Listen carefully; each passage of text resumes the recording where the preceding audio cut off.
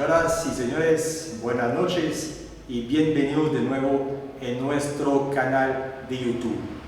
Yo soy Philippe Quesada Jassou, gran maestro de la muy respetable Gran Loria de Costa Rica.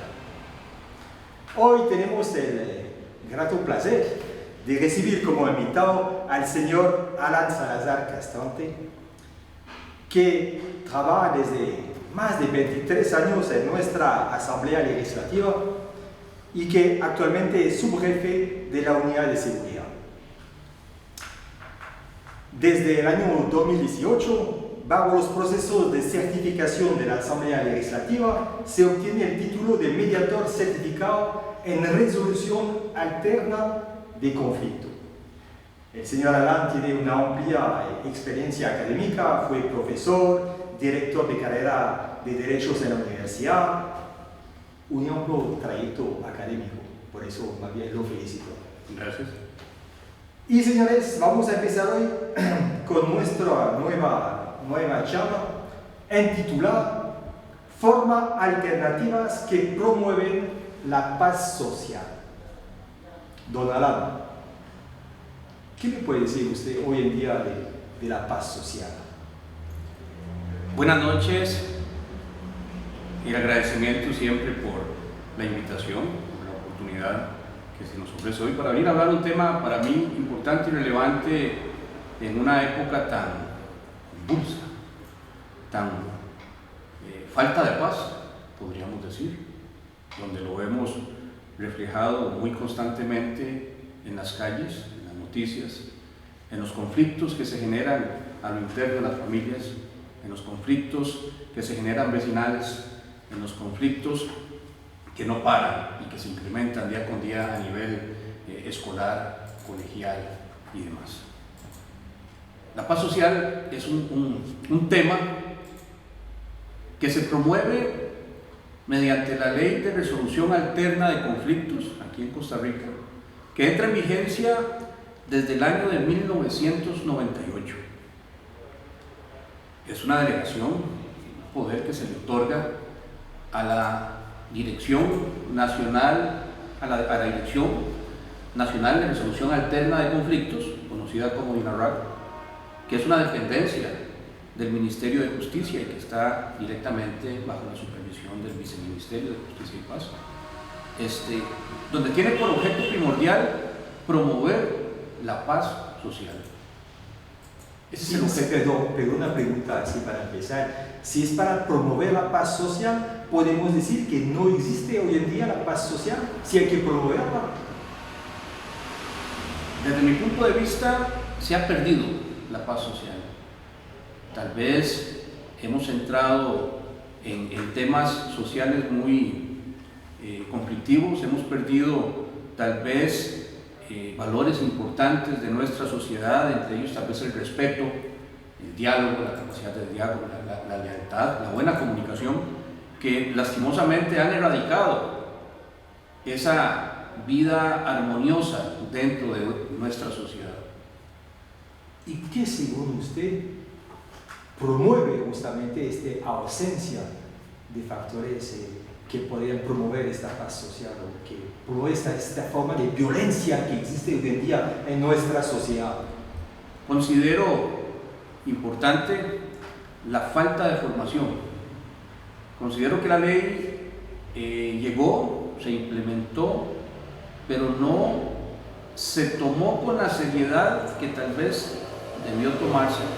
Estoy especulando un poco, ¿verdad? Porque no se ha dado una promoción verdadera en nuestros niños. Y tal vez desde el año 98, desde el año que empieza a regir la ley, debió de ejercitarse estos mecanismos de comunicación, de solución pacífica a las diferencias que puedan existir entre las personas, y lastimosamente no lo fue. Entonces, pues hoy, esa falta de cultura, podríamos decir, sumado a los temas, a los altos niveles de estrés que manejamos, producto tal vez de las situaciones económicas, sociales que imperan hoy, de las situaciones de desempleo, de las situaciones sumadas hoy día, desde hace más de un año la pandemia, pues por supuesto que los niveles de estrés que manejamos todos en general son más elevados y nos provoca o nos impide ver con mayor claridad soluciones pacíficas a muchas situaciones que simplemente con tal vez solamente promover el diálogo tendrían una solución simple. ¿Qué término que me gusta mucho cuando usted habla de diálogo? Pero, ¿tiene una idea usted de por qué hoy en día hay justamente esta falta de diálogo? Pero que sea a nivel de la sociedad, pero también a nivel de la familia, a todos los niveles de la sociedad, podemos darnos cuenta hoy en día que hay una falta de diálogo. ¿Por qué? ¿Qué piensa usted de este tema?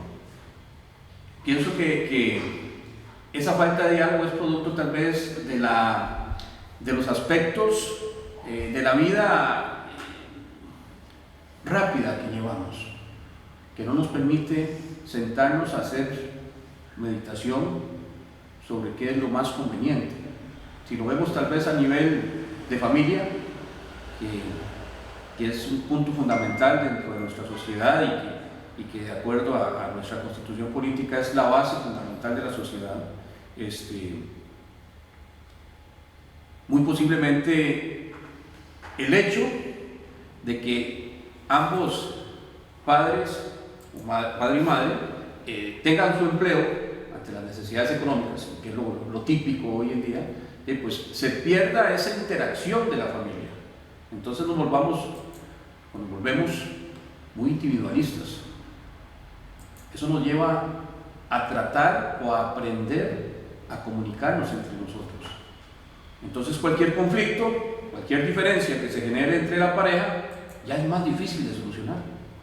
Porque no tenemos esa práctica constante de comunicación. Podría ser. Totalmente, pero justamente cuando cada uno de nosotros queremos tener esta razón, ¿cómo lograr entender que tal vez no la tenemos?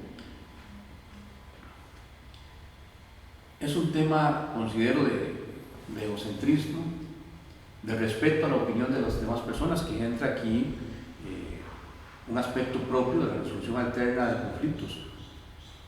No deberíamos de pensar en si tenemos razón, porque cuando nosotros pensamos con la razón, posiblemente estamos enfocados en una posición y nos olvidamos de los intereses. Si realmente entre dos personas pensamos en los intereses que podemos encontrar y percibir ambos en la solución de un conflicto, vamos a tener mayor satisfacción y beneficio que tratar de imponer una posición o pensar de manera individual. Y justamente entonces, a nivel de la familia, ¿cómo lograr eso? ¿Usted cree que la educación tiene un papel fundamental en eso? Por supuesto que sí. Yo me inclinaría a creer que la educación en nuestra época contemporánea era una educación donde el maestro, el educador, tenía un papel preponderante, era protagonista en la formación de nosotros. Dios libre, nuestro maestro nos enviaron una queja para la casa, ¿verdad? Claro, yo me acuerdo. Porque tiene razón y jálele las orejas, ¿verdad? Oye, ya ni eso. Pero le quitaron los derechos a este educador para hacer eso. Por supuesto, eso entonces ha venido, pienso, ¿verdad? Espero no estar equivocado ni ir a afectar ninguna posición, ¿verdad? Eso por supuesto que ha venido a afectar la formación de nuestras juventudes. ¿Por qué? Porque la educación de los niños no está solamente en el hogar. La escuela era un soporte importante en la formación de esos niños, para que tuvieran mejores valores, para que se desarrollaran dentro de las normas de la convivencia social reales dentro de lo bueno, podríamos decir. Y lastimosamente eso lo hemos perdido. Considero yo que se le ha quitado un poder, por exceso tal vez de derecho, ¿verdad?, a personas que tienen un papel protagónico en la formación de los niños. No creo justamente que es el fenómeno, como decían bien ustedes antes, que los dos padres, por ejemplo, trabajan y entonces este exceso de cargas laborales o no sé cómo la podemos decir, que hace que la familia quiso recargarse encima de los educadores y entregar a ellos la educación de los niños, hace que esta sobrecarga a nivel educador hizo que no pudieron soportar eso y que tuvieron que cambiar los sistemas. No considero que la familia quisiera delegar, digámoslo así, en el educador la formación del hijo, pues aunque ambos progenitores sean trabajadores, pues existen momentos importantes en la familia que no se pueden perder. Y tal vez son esos momentos de calidad donde debe imperar el diálogo y la enseñanza y la comunicación con el menor, ¿verdad? Y el educador pues simplemente continuaba siendo un protagonista, un colaborador, un coadyuvante en la formación de la educación del niño. Lastimosamente, pienso, tal vez para ampliar el tema del exceso de derecho, de que las leyes, o algunos casos, podrían interpretar, que las leyes no han medido los alcances o la trascendencia que puede tener, en algunas ocasiones, limitar al educador en su proceso de formación como educador, en el proceso de formación del estudiante. Ahorita me está hablando usted de un exceso de derechos. ¿No cree usted que es una necesidad de la sociedad y del individuo hoy de reclamar cada día más derechos, sin pensar un solo instante en sus deberes? Correcto. Considero que el problema es que nos estamos inclinando mucho a la dotación de derechos, pero nos estamos olvidando de nuestros deberes, ¿verdad? Y eso es sumamente importante. Queremos que nos den todo, pero ¿y nosotros qué le damos a la sociedad? ¿Qué le estamos aportando nosotros a la sociedad? La paz social.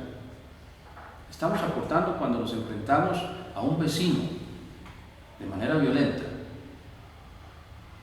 Estamos enfrentando una sociedad de manera responsable cuando incurrimos en agresiones verbales o físicas hacia otras personas, hacia un menor.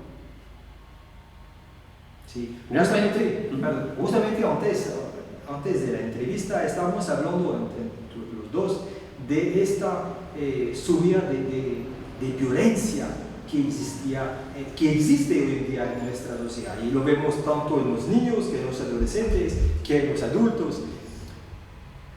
Yo digo necesidad de violencia porque cuando yo veo, por ejemplo, muchachos peleando y yo veo gente que toman un video en lugar de ayudar, eso significa que esa gente necesita esta violencia. Pero ¿cómo lo explica usted este fenómeno creciente de necesidad de violencia?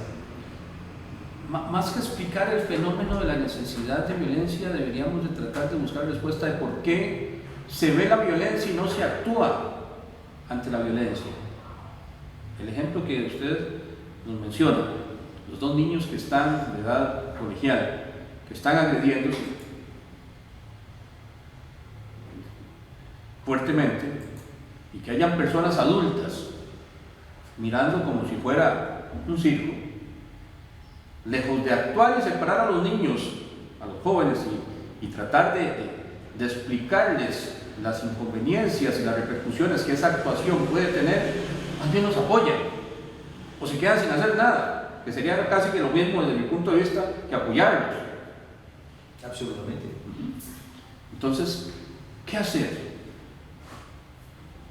Lo que tenemos que buscar, considero, es cómo debemos actuar para buscar la paz social. ¿Por qué no lo hacemos? ¿Por qué nos hemos vuelto tan individualistas? ¿Por qué nos hemos vuelto tan personas que nos interesa tan poco la situación que está ocurriendo a nuestro alrededor? ¿Por qué? ¿Por qué justamente? ¿Por qué? Porque este individualismo creciente ¿Por qué este exceso del yo quiero, yo? ¿Usted no cree que también que las redes sociales son un factor como catalizador de este tipo de violencia y que hace que me trae hasta una cierta forma de individualismo? Creo que hay dos factores importantes. Yo no soy analista político, pero es importante. Considero que de alguna forma, a lo largo de los últimos años, hemos entrado en un rol de vida sumamente rápido, donde no nos da tiempo de pensar en muchas ocasiones y hemos perdido esos valores y eso nos ha convertido en personas individualistas. Estamos únicamente pensando en cómo salir adelante con lo nuestro, por un lado. Por el otro lado, por supuesto que considero que las redes sociales se han vuelto un factor que puede inclinar la balanza para el bien o para causar el daño. Y en este momento el uso que se le ha dado, sin temor a estar equivocado, y sería interesante hacer ¿cómo se llama? Una estadística, ¿verdad?, de lo que más se publica dentro de las redes sociales, creo que nos inclina más hacia la parte de la violencia. Cuando yo veo gente, por ejemplo, que por una foto o por un comentario, la respuesta de ellos son insultos, barbaridades, eso es una forma de violencia verbal. Bueno, verbal, digamos que escrita, pero de un lenguaje verbal. Por supuesto que sí, es violencia. ¿Y qué resuelve eso? Nada resuelve eso. Absolutamente nada. Lejos de resolver, más bien provoca. Sí, más bien fomenta porque la depende respuesta. de mi estado de ánimo o mi formación educativa, yo podría reaccionar de la misma forma. Entonces, lejos de apaciguar ese conflicto, más bien lo promuevo también si doy la respuesta, ¿verdad? Entonces, pues sí, genera violencia ese tipo de actuación cuando alguien manifiesta palabras tal vez ofensivas que afectan la dignidad de otra persona. Por supuesto que es violencia, no solamente palabras ofensivas, hablemos de frases que vengan a menoscabar la dignidad de otra persona, también es violencia. Y más bien eso lo vemos a todos los niveles. Por ejemplo, cuando yo veo insultos al presidente de la República, que seamos de acuerdo o que no estemos de acuerdo, podemos tener un punto de vista, pero ¿de qué nos sirve de insultar a una persona que fue elegida de manera popular? ¿Entiendes? Es una falta de respeto y yo veo este fenómeno creciente de que la gente no respeta nada. Hay que insultar. ¿Para qué? Es una forma de existir, es una forma de reconocimiento entre ellos. ¿Cómo se puede justificar este fenómeno? ¿Qué es lo que gano con eso? Nada. No se gana nada y no hay justificación para que motive una ofensa, y mucho menos a una persona que nos guste o no, es nuestro presidente, y que fue electo por el pueblo para gobernarnos. Yo sabía que era su presidente, yo sabía. El presidente de nuestra Costa Rica. Bueno, perfecto. Sí. Entonces, pues hubo una manifestación mayoritaria de la ciudadanía costarricense que lo eligió. Entonces, si no votamos, y hoy hablamos más de él, pues algunos también tenemos una responsabilidad. ¿Sí? No elegimos él, llevamos a cabo el ejercicio del sufragio, ¿verdad? Entonces es solidaria la responsabilidad si fuera el caso, pero nada en este momento nos puede dar a nosotros la posibilidad o el derecho de atacar verbalmente a otra persona. Sí, porque finalmente, y además, que no resuelve el problema o no aporta algo, digamos, a la discusión. No aporta a la discusión y no aporta al crecimiento social. Porque si yo hablo mal, por decir algo de un funcionario público, lo único que puedo promover es que otros me sigan.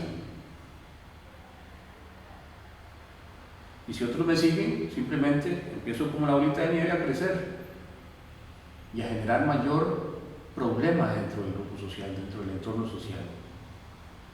Las personas que lo escuchan, que tal vez no participan, también empiezan psicológicamente, creo yo, ¿verdad? Yo no soy psicólogo tampoco, pero psicológicamente también a formarse criterios. Y en algún momento tal vez de estrés podría también manifestar palabras que no debería, ¿verdad? Que no corresponden. Y todo eso, considero yo, es precisamente provocado en muchos casos por un aspecto que es importante: la falta de diálogo, la falta de conocimiento, el deseo de resolver las cosas de una manera consensuada, en armonía. Eso lo puedo poner en paralelo con lo que hablamos anteriormente en relación con el ser humano, que usted me decía que encontrar el ser humano bueno. ¿Es bueno el ser humano?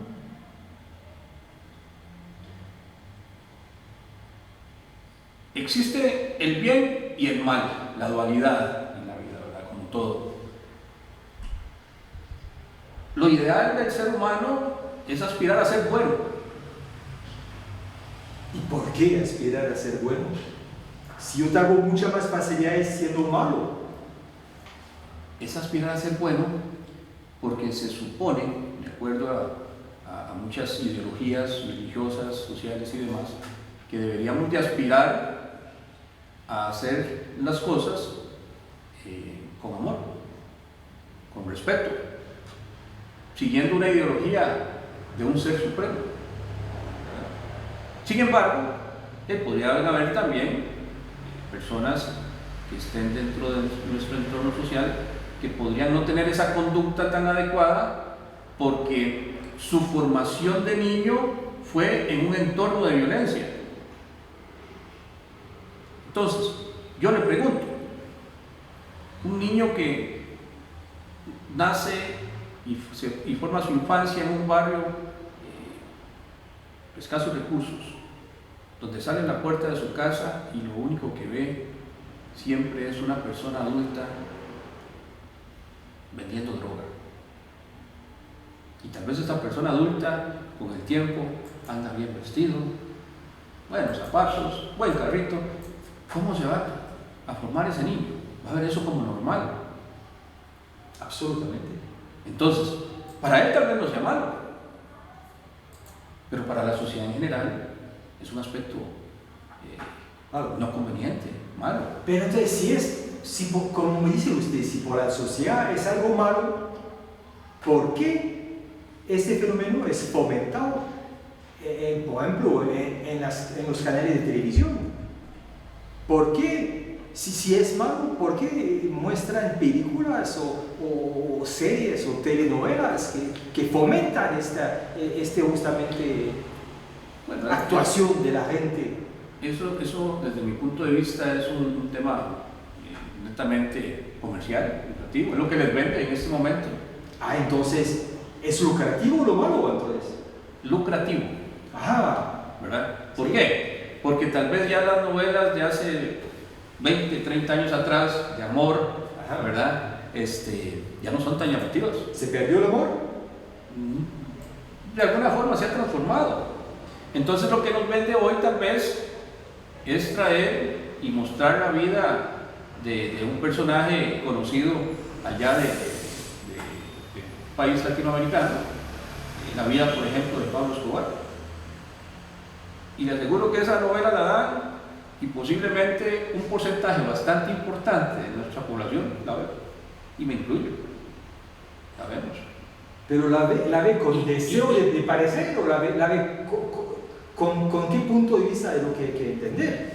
Lo que deberíamos hacer es verla con un punto de crítica constructiva, ¿verdad? El problema es que depende en el entorno en el que nosotros podamos estar inmersos, ¿verdad?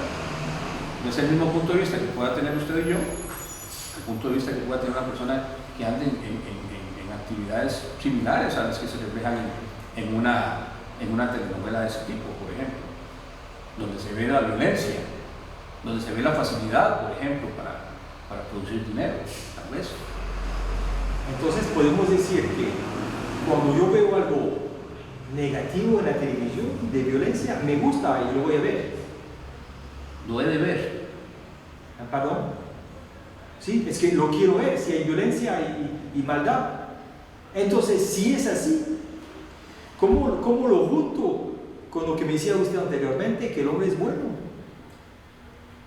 Si le gusta ver lo malo. Ok. Por naturaleza, yo considero que el hombre es bueno, o al menos debería de ser bueno. Sin embargo, el entorno lo puede convertir. Le echamos siempre la culpa sobre otro, ¿no? Me parece que es indudable que depende del sitio donde nosotros nos desarrollemos desde niños, eso va a reflejarse. No puedo decir que a un 100%, porque y hay muchas personas que tal vez se han generado en ambientes pesados y son excelentes personas, ¿verdad? Pero es más propenso a formarse dentro de una actividad un poco más distante de lo que nosotros llamamos a un comportamiento más adecuado dentro de la sociedad, como normal, como moral, ¿verdad? Si lo queremos ver un poco más elevado, como ético. Es que creo que realmente hoy en día nuestra sociedad falta de ética. ¿Cómo está estructurada la sociedad? Vemos una sociedad en los cuales, por ejemplo, al nivel de la familia, como me lo decía usted anteriormente, los niños ven el comportamiento de los padres y basado en el comportamiento de los padres van a actuar en el futuro como los padres. De lo que me decía usted. Patrones de conducta. Más o menos, patrón de conducta, perfecto. Entonces, a nivel de la sociedad, la gente está viendo los de arriba. Cuando lo digo los de arriba, digamos los hombres públicos, los hombres políticos, hombres o mujeres, por supuesto, no es, pero los que son públicos, políticos, y cuando ven el comportamiento no ético justamente de este tipo de personas, entonces no creen que van a seguir el ejemplo. Es una posibilidad que sigan el ejemplo, por supuesto que sí, pero ahí es donde, reitero, entra el bien a trabajar y donde nosotros, todos ciudadanos costarricenses, tenemos la obligación de trabajar en procura de fomentar ese bien. Si sabemos que hay adolescentes que son violentos, el caso del enfrentamiento entre dos muchachos, por la situación que sea, hay una actividad que dentro de la escuela es un juego, pero que los lleva a ese nivel. Es nuestra responsabilidad intervenir ante una situación como esa. ¿La responsabilidad de quién? De todos nosotros como ciudadanos. Si soy yo el que estoy... De los testigos, digamos. Los testigos, por supuesto. Okay. Lejos de grabar y fomentar el video, deberíamos de actuar en separarlos y tratar de ponerlos a ellos en un diálogo, solucionar sus diferencias, si es lo que tienen, que es lo que nosotros tratamos de promover. Pero si es lo que la ley pretende. Pero si yo grabo y que me convierto en, ¿cómo se llama esta gente que pone los videos tiene un nombre, no me acuerdo, voy a ser famoso, porque lo voy a publicar y se va a hacer viral, y entonces me voy a aprovechar de la maldad o de algo negativo para justamente beneficiarme a mí. Sí, nuevamente volvemos al tema del individualismo. Absolutamente. ¿Y la paz social ahí dónde está? Usted pretende que usted subir un video a YouTube para que le den muchos me gusta, muchos likes, sí, muchos likes, ¿verdad? Pero ¿y su responsabilidad social? ¿Dónde quedó? ¿Dónde promovió usted la paz entre esas personas? Dentro del tema de la resolución alterna de conflictos, ese es el objetivo primordial, fomentar la paz social. Y si bien es cierto, es delegada en la INARAC, esto es un tema de todos. Una institución no se puede hacer responsable en su totalidad de fomentar la paz a nivel nacional.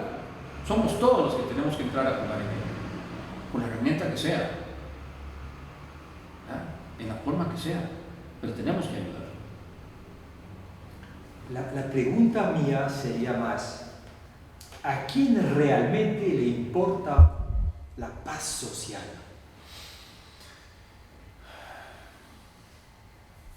Bueno, considero que el principal protagonista en este tema debería ser el gobierno, ¿verdad? si queremos tener un gobierno de derecho, el gobierno debería fomentar esa paz social de manera constante, y aprovechar las redes sociales, aprovechar la televisión y demás para estar constantemente bombardeando ese aspecto psicológico que podemos tener todos, en fomentar el diálogo, por ejemplo, en hacerle saber a la población costarricense que las diferencias no se solucionan con palabras grotescas, no se solucionan con violencia, no se solucionan con agresión, ni tampoco se solucionan solamente en los tribunales de justicia, también se solucionan dialogando entre usted y yo. Pero con todo respeto, porque me habla usted del Estado, ¿no cree más bien que a veces se obtiene algo del gobierno cuando hay una violencia de la población? Entonces, es decir, que entonces sería en contra de la paz social. Por ejemplo, cuando hay manifestaciones violentas, muchas veces, mira lo que está pasando ahorita en Chile o en Colombia, hay manifestaciones muy violentas con muertes y represión fuerte de las Fuerzas Armadas.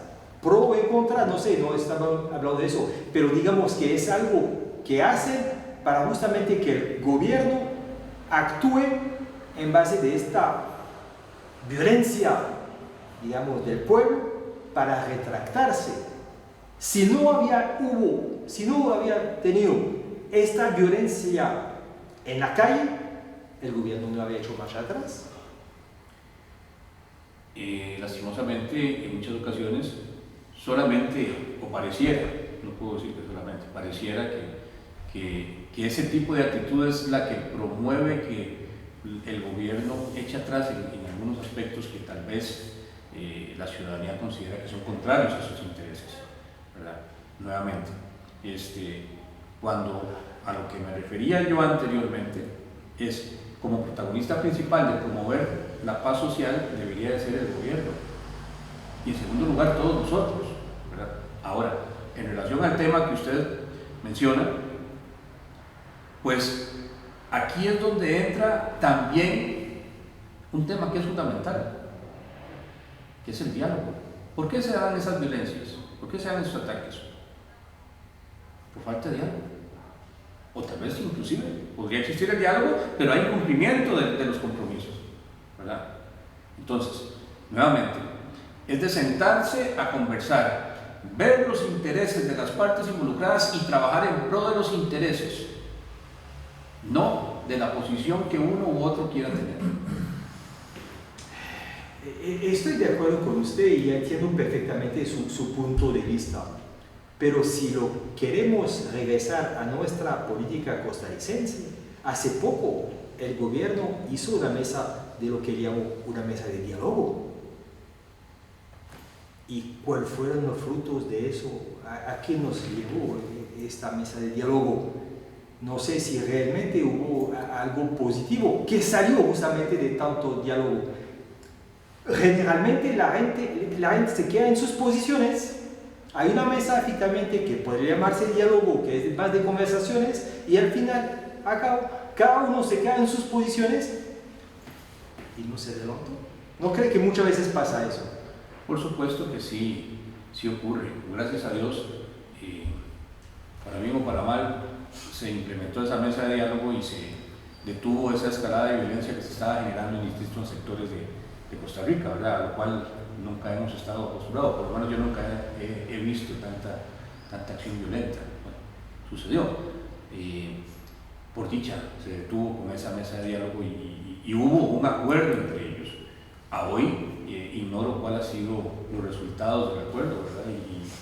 Y no sé qué trascendencia futura va a tener, ¿verdad? Pero sí considero que quedó ahí materializado, que a pesar de que habían acciones violentas, lo que solucionó esa violencia fue la comunicación.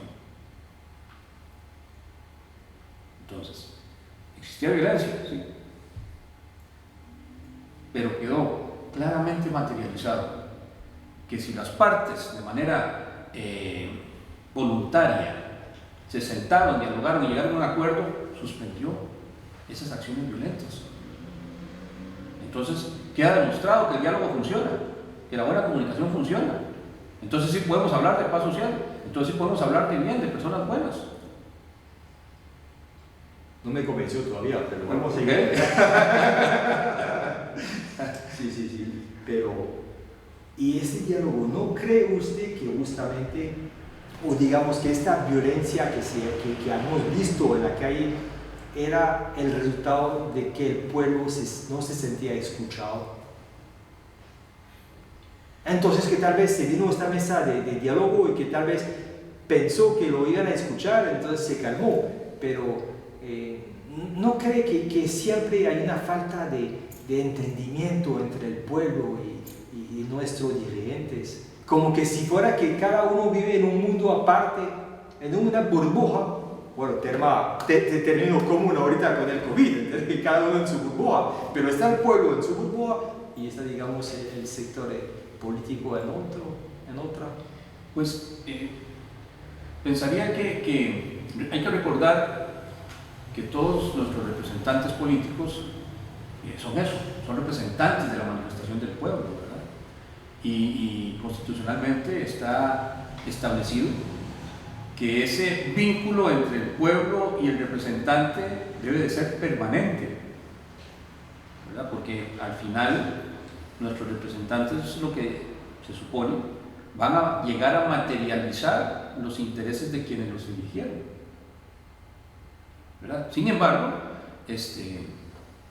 pienso que la estructura de nuestro Estado en nuestra realidad actual ha venido a provocar que esa interrelación entre representados y pueblo no esté siendo tan efectiva hoy en día. ¿Hay una fractura, usted cree, hoy en día? Podría, existe una fractura y tal vez eso sería lo que nos traiga a estos resultados, ¿verdad? Hace falta esa comunicación. Sin embargo, cuando se da la comunicación, así sea por la fuerza, se logra restablecer el diálogo, se establece la paz. Entonces, considero que es importante siempre, desde mi punto de vista, promover el diálogo por parte de los diferentes sectores sociales y que nuestros representantes siempre escuchen a las personas por las cuales ellos están ahí sentados. Qué linda frase esta, cómo me gusta esta frase. ¿Cómo hacer justamente para que nos escuche?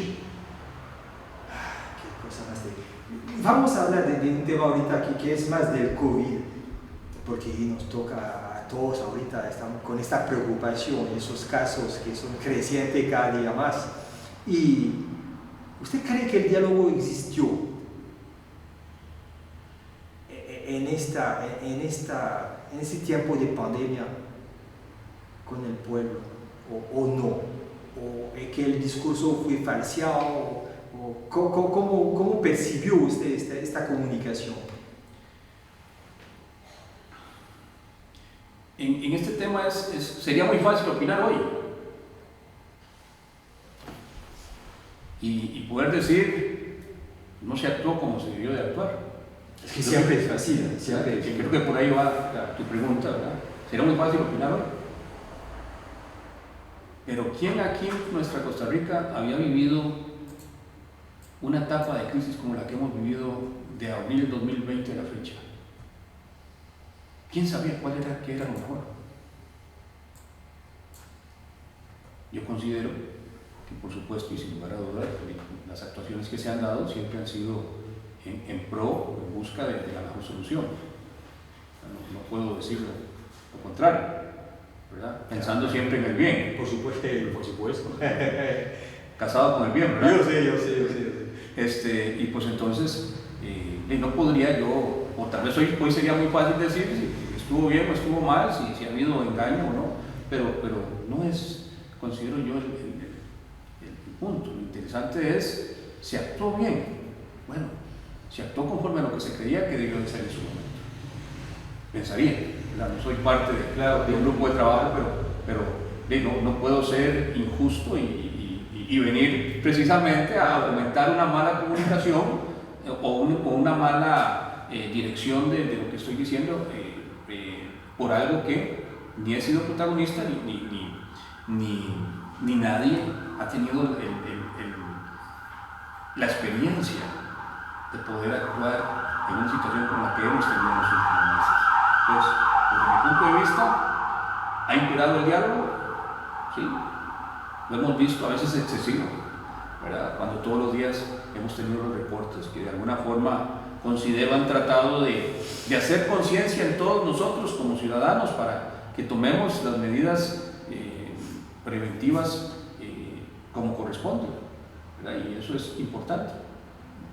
Pero ¿no cree usted, por ejemplo, si yo vengo todos los días diciéndole números cada día, ¿no cree usted que es como diluir el problema y al final no le damos la importancia que realmente puede tener? Si todos los días yo digo algo mal, poquito, al final del tiempo, se fue lo malo y uno se perdió justamente esta conciencia de que me está hablando usted ahorita. O sea, ya no le ponemos atención, ¿correcto? Exactamente.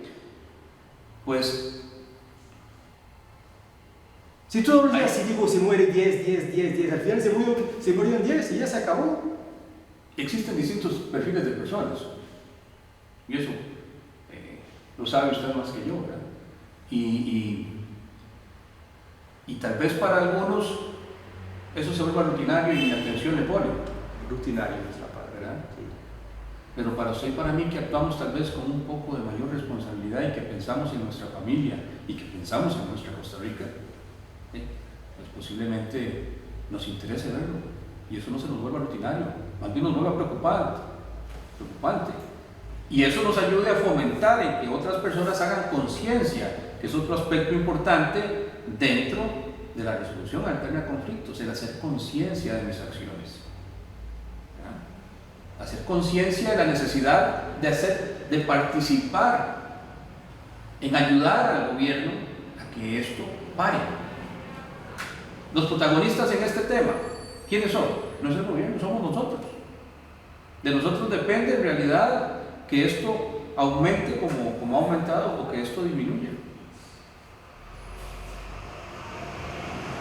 Es interesante su idea de pensar como nuestra Costa Rica, pero justamente eso creo que es lo que nos falta hoy en día, un pensamiento país, una unidad entre nosotros, más allá de los partidos políticos, más allá de los prejuicios, más allá de las ideologías en general. Ver cómo hacer para tener una real política de Estado,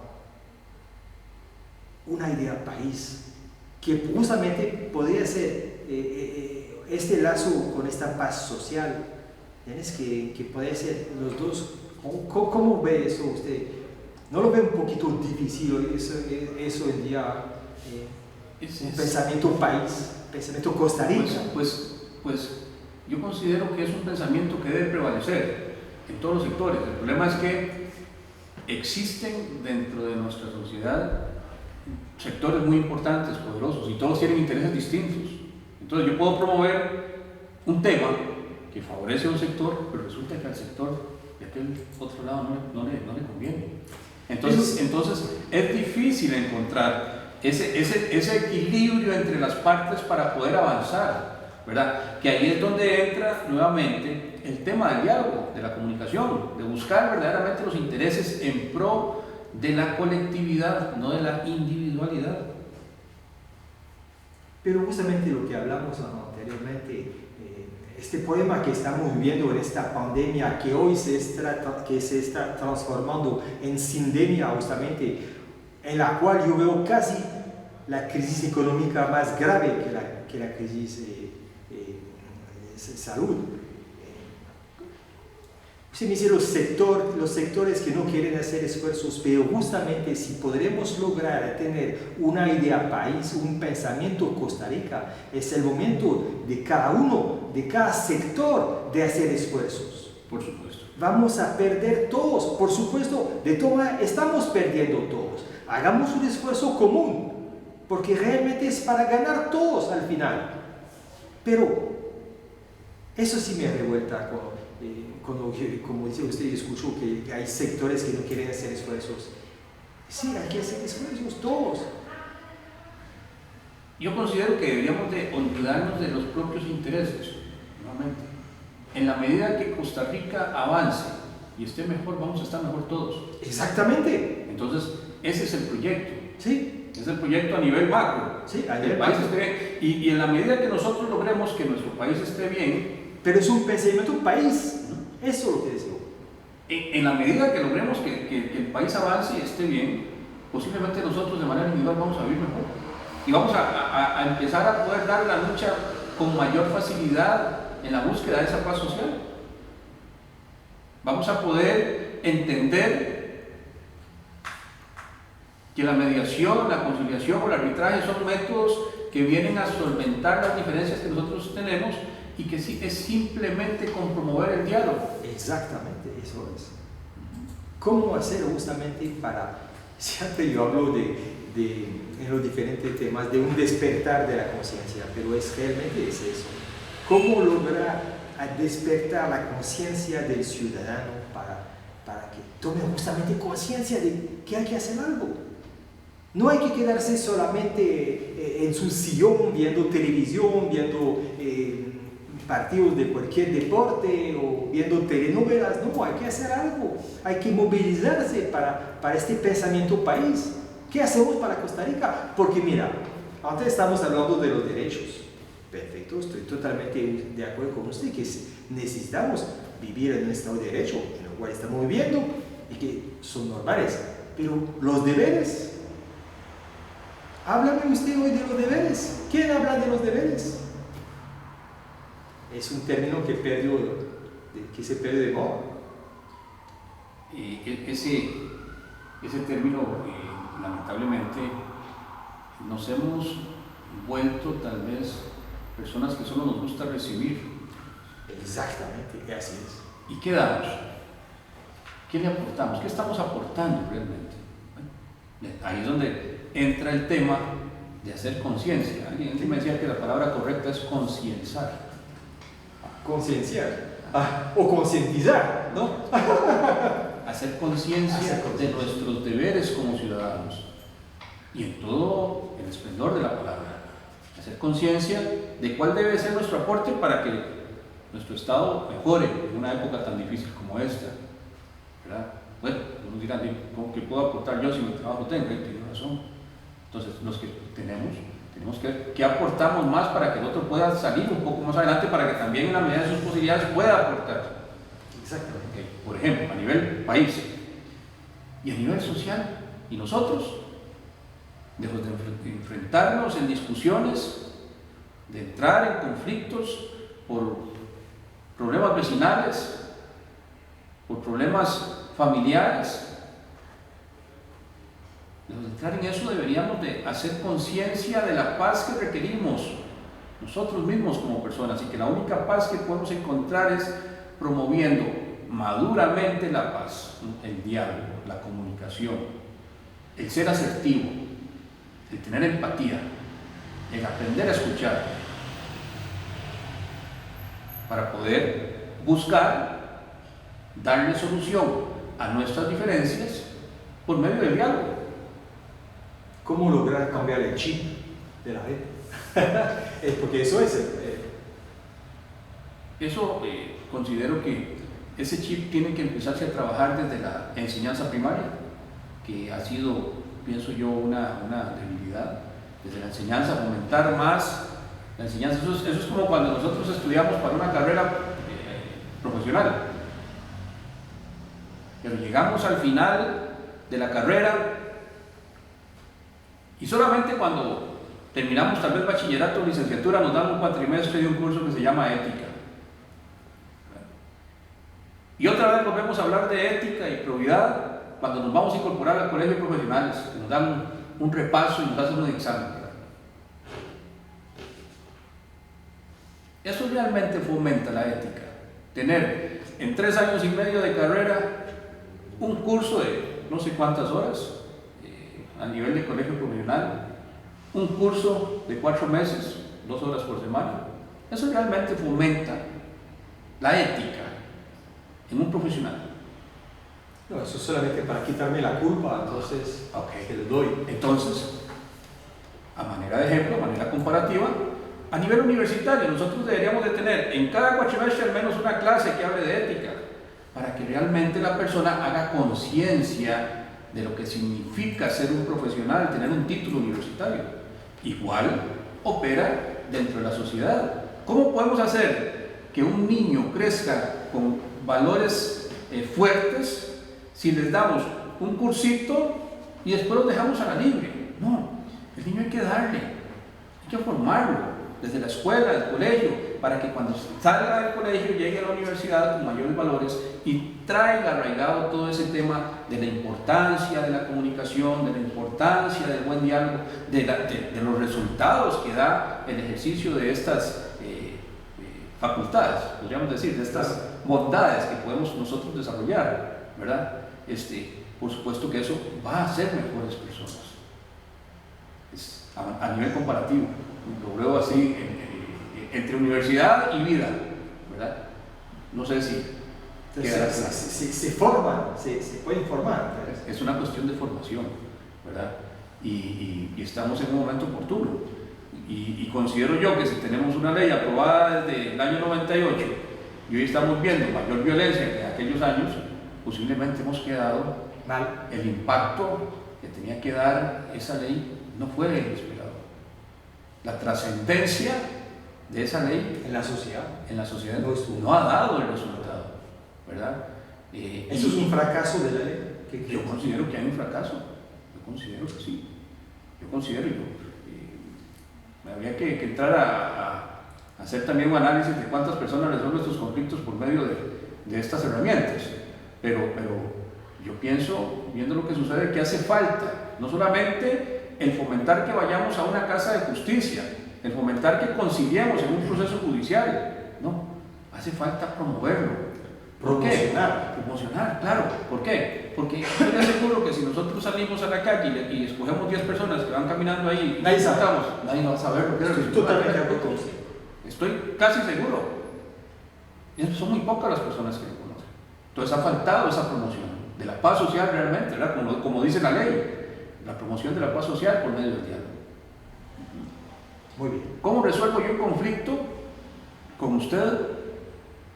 No sabía que teníamos un conflicto. Si no sabemos que existe, por ejemplo, una casa de justicia, donde usted y yo tenemos la posibilidad, de manera voluntaria, que no puede ser forzosa, de ir y sentarnos ante una tercera persona imparcial que va a ser un facilitador del diálogo, que va a estar ahí para inducirnos a que nos comuniquemos de una forma asertiva, sin agresión, y que promueva en nosotros de alguna manera, sin imponerlo él o ella, que encontremos una solución por nosotros mismos a esa diferencia. ¿Cómo podemos llegar a eso si lo desconocemos? En los procesos judiciales existe la conciliación, estamos de acuerdo, pero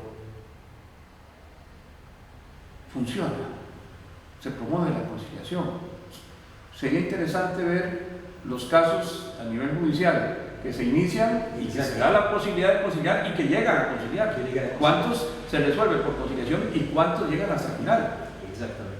¿Verdad? Ahora, habría que ver, es un tema, estoy especulando un poco, ¿qué es más factible para un operador del derecho? Promover esa conciliación que lleva un acuerdo que puede involucrar 2 horas de diálogo para la redacción del documento y demás, o llegar hasta el final de un proceso donde simplemente llegan y hacen una resolución. Sí. Entonces hay muchos aspectos que juegan, pero lo que no podemos dejar de lado es que esa promoción de la paz social, si bien es cierto, la ley nos da la herramienta de la DINARAC, de las casas de justicia, de la negociación, del arbitraje, de la conciliación, no podemos encontrarla, primero, si no se promociona, y segundo, si nosotros no empezamos a hacer conciencia de que en nosotros puede estar la solución al problema que tenemos aquí, Al conflicto. al conflicto. Excelente palabra para cerrar nuestra charla. Muchísimas gracias, doctor Marat. Vamos a ver al nivel de los auditores si tenemos algunas preguntas. Si es correcto, el señor Marvin Loria pregunta, ¿cómo podemos cambiar una sociedad educada por la competencia en otra educada para la cooperación? ¿Dónde y cómo se inicia la transformación? Muchas gracias a don Marvin Loria. Desde mi punto de vista, esa transformación inicia desde la época de la niñez, desde ese momento en que somos infantes. Claro. ¿Verdad? Es la forma más adecuada. No es sencillo promover un cambio en una persona adulta, se requiere de madurez y eso es más difícil. Yo considero que esa promoción de cambio debe iniciar ahí y debe ser permanente, escuela, colegio, y de la mano inclusive con las universidades públicas y privadas, donde se sigan fomentando dentro de ellas los pasos a seguir, el dar conocimiento, el darle publicidad a la solución alterna de conflictos, el hacerle saber en qué consiste una mediación, en qué consiste una conciliación, en qué consiste un arbitraje. Es un proceso de educación, es un proceso de formación, que la forma más adecuada de lograrlo, ¿verdad?, que sería a un plazo mediano largo, sería con los niños en las escuelas. Otra pregunta que tenemos de otro. Sí, es correcto. Sigue otra pregunta de nuevo del señor Marvin Loria. Dice, ¿tiene el costarricense el hábito de escuchar para contradecir al grado de que los acuerdos sean más difíciles? Escuchar para contradecir. Yo considero que no se tiene tanto el grado de escuchar. Más bien es al contrario, no tenemos el grado de escuchar, porque si tuviéramos el grado de escuchar tal vez podríamos darle mejor solución a los problemas. Muchas veces actuamos sin ni siquiera escuchar, ¿verdad? O podemos escuchar sin entender también. Sin interiorizar y actuamos Exactamente. casi que por instinto. Sí, de manera automática. En forma automática, ¿verdad? No interiorizamos, no hacemos la escucha correspondiente y debida, no interiorizamos lo que se nos está diciendo y por tanto no actuamos de la forma más racional posible. Eso lo podemos relacionar con el individualismo.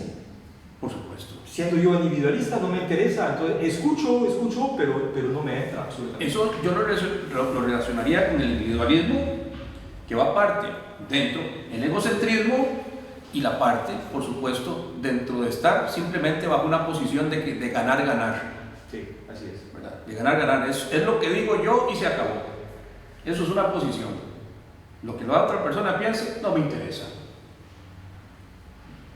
Otra pregunta que tenemos. El señor Ricardo Bando comenta, la sociedad ya se acostumbró a discutir por todo y lo vemos en esa pandemia, entre los que apoyan las clases presenciales y los que no, y hasta se molestan de la virtualidad.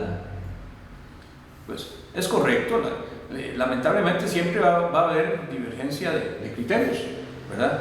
Ahí es donde considero que debemos buscar el equilibrio en todas las acciones dentro de la sociedad y en todas nuestras propias acciones para poder tratar de llevar de una manera más armoniosa todos los aspectos que se están presentando en nuestra realidad.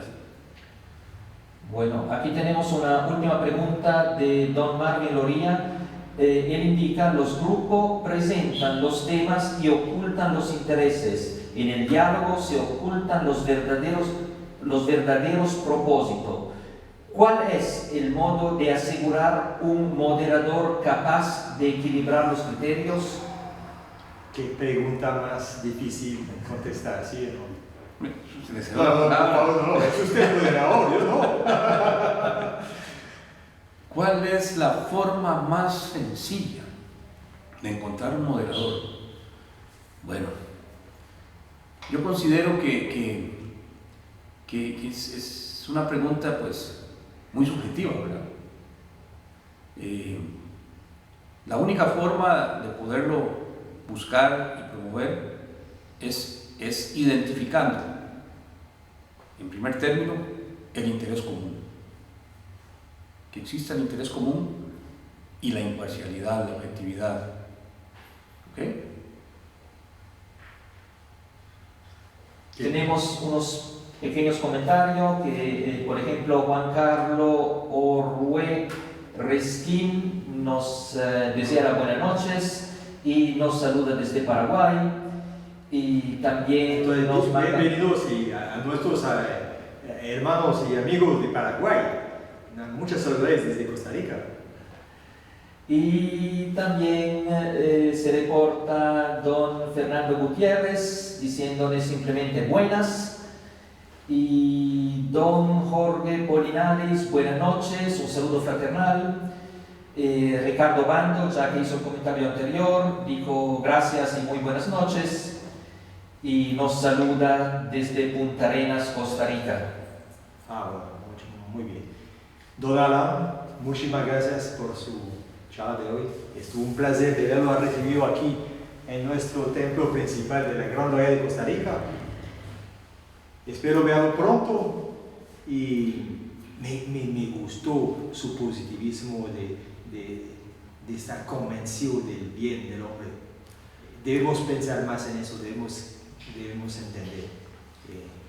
Sí. Primero, el agradecimiento por la invitación. Es para mí un honor haber compartido con ustedes esta tarde y un temita me parece sumamente importante que debemos de promover dentro de la sociedad y pues el positivismo no lo podemos desligar nunca de nuestra vida en todos los sentidos. Si no pensamos positivo, entonces ¿cuál sería nuestra vida? Posiblemente entonces seríamos personas tóxicas, donde no tendríamos muy buenos resultados en cada una de nuestras acciones. Seguro nuestros objetivos de vida nunca se cumplirían. Entonces, el positivismo siempre debe estar presente en todo. Y en las más difíciles situaciones es cuando más debe prevalecer. Muy bien.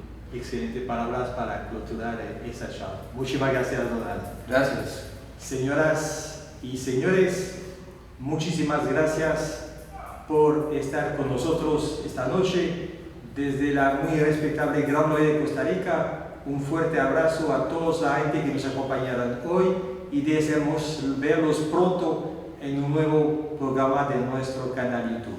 Muchísimas gracias y hasta pronto. Gracias.